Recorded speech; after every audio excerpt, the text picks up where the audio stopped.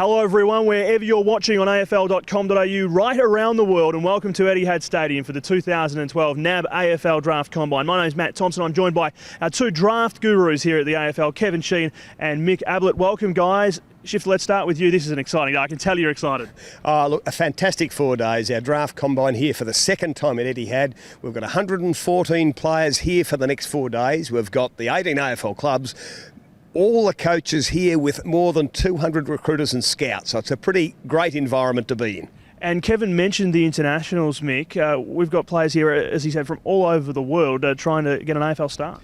Yeah, it's exciting, mate. You're about to witness an historic moment in the AFL. We've got 10 internationals from 6 different countries. It's been 2 years in the making. We've had combines in the US and China recently, going back to Fiji, Tonga, Ireland. So very, very exciting times ahead.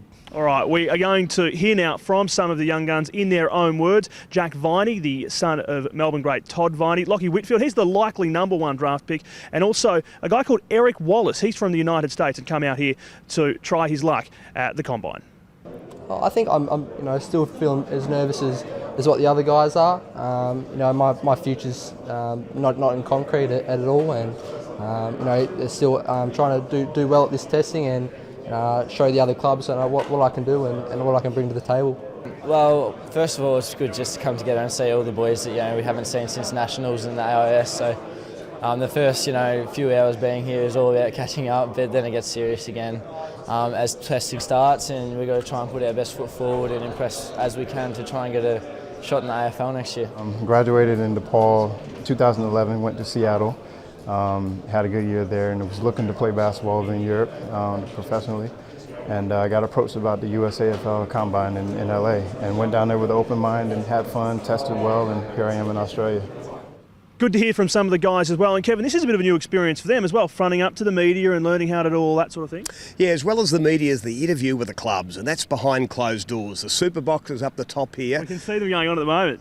It's quite fascinating. So a player would walk in for a 20-minute interview and he might have 6 or 8 people in front of him, as the coach, the recruiter, some of the assistants. There could even be a sports psychologist in the room as they try and get to know the person, get to know his football character, his personality, to see if he can really fit with their group.